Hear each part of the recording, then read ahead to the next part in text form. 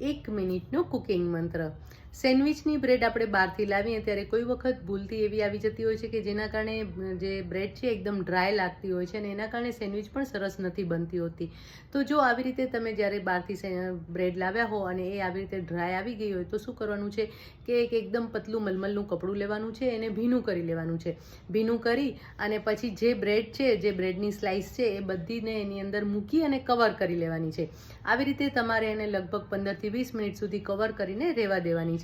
આમ કરવાથી જે બ્રેડ છે એ સરસ મોઇસ્ટ થઈ જશે અને પછી એને તમે જ્યારે સેન્ડવિચ બનાવશો ત્યારે પણ એ સેન્ડવિચ ડ્રાય નહીં લાગે.